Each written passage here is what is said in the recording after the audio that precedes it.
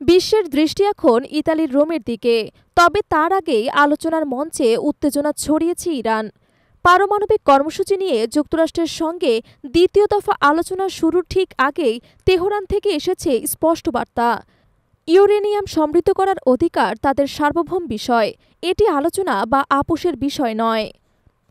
ইরানের পররাষ্ট্রমন্ত্রী ও মুখ্য আলোচক আব্বাস আরাকচি এই হুঁশিয়ারি দেন এ সময়, যখন রোমে যুক্তরাষ্ট্র ও ইরান দ্বিতীয় দফায় মুখোমুখি বসতে চলেছে।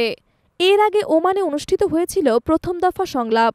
ওয়াশিংটন থেকে সরাসরি অংশ নেয় মার্কিন প্রতিনিধি দল, যার নেতৃত্বে ছিলেন স্টিভ উইটকফ।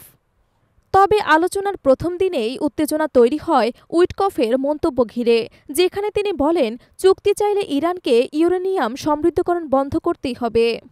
এর পাল্টা প্রতিক্রিয়ায় আরাকচি বলেন, আমরা প্রস্তুত আলোচনা করতে, কিন্তু ইউরেনিয়াম সমৃদ্ধকরণের অধিকার নিয়ে কোনো আপোষ নয়। অবাক করা বিষয় হল, দ্বিতীয় দফা আলোচনার ভেন্যু হিসেবে নির্ধারিত ওমানের পরিবর্তে হঠাৎ করে স্থানান্তর করা হয় রোমে। ইরানের পররাষ্ট্র মন্ত্রণালয়ের মুখপাত্র ইসমাইল বাঘাই এক্সে বলেন, আলোচনার ভেন্যু যেন গোলপোস্ট, সেটা বারবার সরালে খেলার নিয়মই বদলে যায়।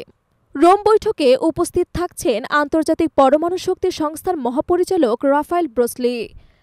তবে ইতালির পররাষ্ট্রমন্ত্রী আন্তানিও তাজানি স্পষ্ট করেছেন, ইতালি কোনো পক্ষ নিচ্ছে না, আমরা কেবল শান্তির এই সেতুবন্ধন গড়ে তুলতে চাই। এদিকে বৈঠকের পরদিনই রাশিয়া সফরে যাচ্ছেন ইরানের প্রতিনিধি দল।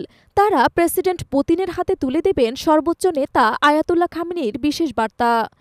ইরানের রাষ্ট্রদূত কাজেম জালালি বলেন, এই বৈশ্বিক অস্থিরতার সময় রাশিয়ার সঙ্গে আমাদের সম্পর্ক শান্তি এবং স্থিতিশীলতার জন্য অত্যন্ত গুরুত্বপূর্ণ। পশ্চিমা দেশগুলোর অভিযোগ, ইরান যে পরিমাণ ইউরেনিয়াম সমৃদ্ধ করছে তা অস্ত্র তৈরির পর্যায়ে পৌঁছে যাচ্ছে। তবে তেহরান বলছেন, তাদের গবেষণা শান্তিপূর্ণ এবং বিজ্ঞান ভিত্তিক।